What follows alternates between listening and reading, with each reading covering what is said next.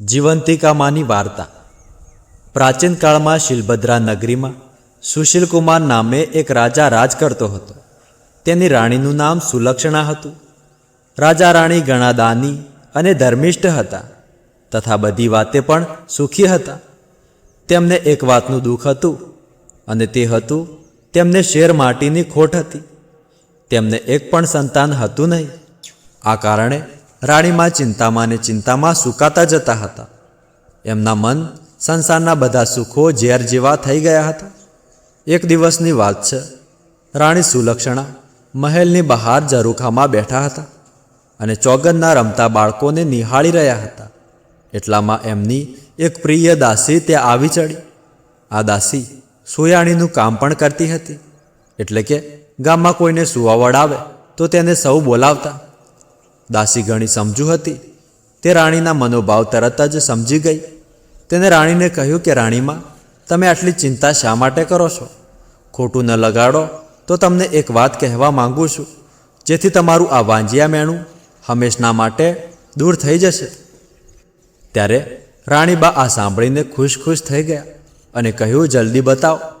દાસીએ ધીમેથી રાણીના કાનમાં કહ્યું કે સાંભળો રાણીમાં, ગામમાં એક બ્રાહ્મણીને 3જો મહિનો જાય છે। તમે આજથી એવી વાત ફેલાવી દો કે તમે સગર્ભા છો અને તમારે પણ 3જો મહિનો જાય છે, અને ત્યારબાદનું બધું કામ હું સંભાળી લઈશ। પૂરે દિવસે બ્રાહ્મણીએ જે બાળકને જન્મ આપશે તે હું તમને લાવીને સોંપી દઈશ। દાસીની વાત સાંભળી રાણીએ પ્રથમ ખચવાટ અનુભવ્યો, પણ દાસીએ તેમને કહ્યું, તમે ડરશો નહીં, કોઈને કંઈ કાને કાન ખબર નહીં પડે। બાળક મળવાની લાલસાએ રાણી સુલક્ષણા આવું કામ કરવા તૈયાર થઈ ગયા અને પોતે ગર્ભવતી છે એવી વાત ફેલાવવા માંડ્યા, અને આ વાતને 6 મહિના વીતી ગયા। એક દિવસ રાત્રે બ્રાહ્મણીને પ્રસૂતિની પીડા ઉપડતા દાસીને બોલાવવામાં આવી। મધરાત બાદ બ્રાહ્મણીએ એક સુંદર અને તેજસ્વી પુત્રને જન્મ આપ્યો। દાસી બધાની રજા લઈ રવાના થઈ। થોડી વારમાં તો ઘરના બધા ઘસઘસાટ ઊંઘી ગયા। દાસી ઘરના પાછળના બારણે ચોર પગે બ્રાહ્મણીના ઓરડામાં આવી અને તેના બાળકને ઉઠાવીને ઘરની બહાર નીકળી ગઈ અને બાળકને લઈને સીધી રાણી પાસે પહોંચી અને જઈને બાળક રાણીને સોંપી દીધું। આ જોઈ રાણી તો ખુશ ખુશ થઈ ગયા। ત્યારબાદ તરત જ મહેલમાં સમાચાર ફેલાવી દેવામાં આવ્યા કે રાણીએ એક સુંદર પુત્રને જન્મ આપ્યો છે। આખા નગરમાં આનંદ આનંદ છવાઈ ગયો। ઘેર ઘેર દીપમાલા પ્રગટી। આખું નગર ઉત્સવ ઉજવી રહ્યું છે। ત્યારે બાળકની સાચીમાં બ્રાહ્મણી વિલાપ કરે છે, પુત્ર ગુમ થવાથી રડે છે, તળવળે છે। આ બ્રાહ્મણી જીવંતિકામાંનું વ્રત કરતી હતી, તેથી જીવંતિકામાં બ્રાહ્મણીના પુત્ર જે મહેલમાં રાજકુમાર થઈ ઉછળતો હતો તેનું રક્ષણ કરવા રાજમહેલમાં પહોંચી ગયા। રાણીએ તેનું નામ શિલશેન પાડ્યું હતું। શિલશેન ઉંમરલાયક થયો ત્યારે તેના પિતા સુશીલકુમારનું મૃત્યુ થયું, તેથી શિલશેન કુમાર રાજગાદીએ બેઠા। તે ઘણો દયાળુ અને ધર્મિષ્ઠ હતો। પ્રજા તેની કુશળતાથી ઘણી ખુશ હતી। થોડા સમય પછી તે પિતાનું શ્રાદ્ધ કરવા માટે ગયાજી જવા નીકળ્યો। રસ્તામાં એક વાણિયાના ઘરે તેને ઉતારો રાખ્યો। આ વાણિયાને 6 બાળકો થયા અને વારા પરથી જન્મના 6ઠ્ઠા દિવસે મરણ પામ્યા। આજે વાણિયાના ઘરે 7મા પુત્રની છઠ્ઠી હતી અને વિધાત્રી દેવી લેખ લખવા માટે આવવાના હતા। ઘરના બધા ઊંઘી ગયા ત્યારે માં જીવંતિકા શિલશેનનું રક્ષણ કરતા બારણા પાસે ઊભા હતા। મધરાત થતાં વાણિયાના પુત્રના લેખ લખવા માટે વિધાત્રી દેવી આવ્યા, એટલે જીવંતિકા માતાએ આડું ત્રિશૂળ ધર્યું અને કહ્યું કે દેવી વિધાત્રી, તમે અહીં કેમ આવ્યા છો? ત્યારે વિધાત્રીએ કહ્યું કે વાણિયાના દીકરાની આજે છઠ્ઠી છે, એટલે તેના લેખ લખવા માટે આવીશું। માં જીવંતિકાએ વિધાત્રીને પૂછ્યું કે બહેન, તમે લેખમાં શું લખશો? ત્યારે વિધાત્રીએ જવાબ આપ્યો કે એના ભાગ્યમાં છે તે લખીશ, અને એના ભાગ્યમાં એ છે કે બાળક સવારે મરણ પામશે। આ સાંભળી માં જીવંતિકાએ કહ્યું, નાના વિધાત્રી, એવું તમારાથી ન લખાય। જ્યાં મારા પગલાં પડે ત્યાં તમે આવું અમંગળ કદાપી ન લખી શકો। દેવી, તમે આ બાળકને 100 વર્ષનું આયુષ્ય આપો।